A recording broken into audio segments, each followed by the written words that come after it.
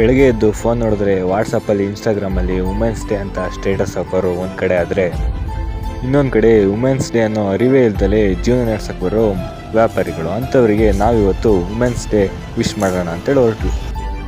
ಬಿಸಿಲಲ್ಲಿ ಕೂತ್ಕೊಂಡು ಹೂವಿನ ವ್ಯಾಪಾರ ಮಾಡ್ತಿದ್ದ ಅಜ್ಜಿಗೆ ವುಮೆನ್ಸ್ ಡೇ ವಿಶ್ ಮಾಡಿ ಐಸ್ ಕ್ರೀಮ್ ಕೊಟ್ಟ ತಕ್ಷಣ ಅಜ್ಜಿ ಅಂತೂ ತುಂಬ ಖುಷಿಪಟ್ಟರು. ಅಜ್ಜಿ ಒಂದು ಮಾತಾಡಿದ್ರು, ನನ್ನ ಅಂಗಡಿಲಿರೋ ಹೂವೆಲ್ಲ ಖರ್ಚಾಗಿದ್ರು ಎಷ್ಟು ಖುಷಿ ಆಗ್ತಿತ್ತು ಇಲ್ವೋ ಗೊತ್ತಿಲ್ಲ ಪುಟ್ಟ, ನನಗಂತೂ ತುಂಬ ಖುಷಿ ಆಯಿತು. ನನ್ನ ಫ್ರೆಂಡ್ಸು ಅಷ್ಟೇ ತರಕಾರಿ ವ್ಯಾಪಾರ ಮಾಡ್ತಿದ್ದ ಅಜ್ಜಿಗೆ ಐಸ್ ಕ್ರೀಮ್ ಕೊಟ್ಟು ವುಮೆನ್ಸ್ ಡೇ ವಿಶ್ ಮಾಡಿದಾಗ ಆ ಅಜ್ಜಿನೂ ಅಷ್ಟೇ ತುಂಬ ಖುಷಿಪಟ್ಟರು. ಸಣ್ಣದ್ರಲ್ಲೂ ಖುಷಿ ಕಾಣಬೇಕು, ಆಗಲೇ ಮನುಷ್ಯ ಚೆನ್ನಾಗಿರೋಕ್ಕೆ ಸಾಧ್ಯ. ಎಲ್ಲರಿಗೂ ವುಮೆನ್ಸ್ ಡೇ ವಿಶ್ ಮಾಡಿ ಊರ ಕಡೆ ಹೋಗೋಣ ಅಂತೇಳಿ ಹೊರಟೆ. ಹೋಗ್ತಾ ದಾರಿಲಿ ಒಂದು ಕಾರ್ ನೋಡಿದೆ, ಶತ್ರುಗಳ ಆಶೀರ್ವಾದ ಅಂತೇಳಿ ಹಾಕ್ತಿದ್ರು.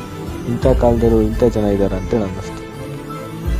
ಆದರೆ ಬಸ್ಸಲ್ಲಿ ಬರ್ಬೇಕಾದ್ರೆ ನಮ್ಮ ಕಂಡಕ್ಟ್ರು ಕೊಡ್ತಿದ್ದ ಲುಕ್ ಹೆಂಗಿತ್ತು ಅಂದರೆ, ನಾನು ಮಾತ್ರ ಒಬ್ಬರ ಹತ್ರ ಹೋಗಿ ಟಿಕೆಟ್ ಮಾಡಬೇಕು, ಆದರೆ ನಮ್ಮ ಡ್ರೈವರ್ ಮಂತ್ ಮಾಡಿದ್ರೆ ಎಲ್ಲರಿಗೂ ಒಂದೇ ಸರಿ ಟಿಕೆಟ್ ಕೊಡ್ಬೋದು ಅಂತ. ಸಕಲೇಶ್ಪುರ ಬಸ್ ಸ್ಟಾಪ್ ನೋಡಿದ ತಕ್ಷಣ ನನಗೆ ನೆನಪಾಗಿದ್ದು ಫ್ರೆಂಡ್ಸ್ಗಳ ಜೊತೆ ತರಲೆ ಮಾಡ್ತಿದ್ದಿದ್ದು. ನಮ್ಮ ಅರ್ಪಿತಾ ಮಿಸ್ಸು ಶ್ರುತಿಕುಮಾರ್ ಮೇಯರು ಕಾಣಿಸಿದ್ರೆ ಇವರೇ ಕಾಣೋ ನಮ್ಮ ಮಿಸ್ಸು ಅಂತೇಳಿ ಫ್ರೆಂಡ್ಸ್ಗಳಿಗೆ ತೋರಿಸ್ತಿದ್ದು. ಕ್ವಶನ್ ಕಲ್ ತಪ್ಸೋಕೆ ಹೇಳಿದ್ರು, ಹಂಗೆ ಬಂದಿದ್ದೀನಿ, ನಾಳೆ ಏನು ಮಾಡ್ತಾರೆ ನನಗೆ ಗೊತ್ತಿಲ್ಲ ಅಂತ ಫ್ರೆಂಡ್ಸ್ಗಳಿಗೆ ಹೇಳ್ತೀನಿ. ಅದೆಲ್ಲ ಇನ್ನು ಕೋಟಿ ಕೊಟ್ಟರು ವಾಪಸ್ ತರೋಕ್ಕೆ ಸಾಧ್ಯ ಇಲ್ಲ. ಪ್ರತಿಯೊಂದು ವಿಡಿಯೋ ನಿಮ್ಮ ಮುಂದೆ ತರಬೇಕು ಅಂದರೆ ತುಂಬಾ ಶ್ರಮ ವಹಿಸಬೇಕಾಗುತ್ತೆ. ಫಾಲೋ ಮಾಡಿ ಸಹಕರಿಸಿದರೆ ಮತ್ತಷ್ಟು ವಿಡಿಯೋ ನಿಮ್ಮ ಮುಂದೆ ಬರುತ್ತೆ.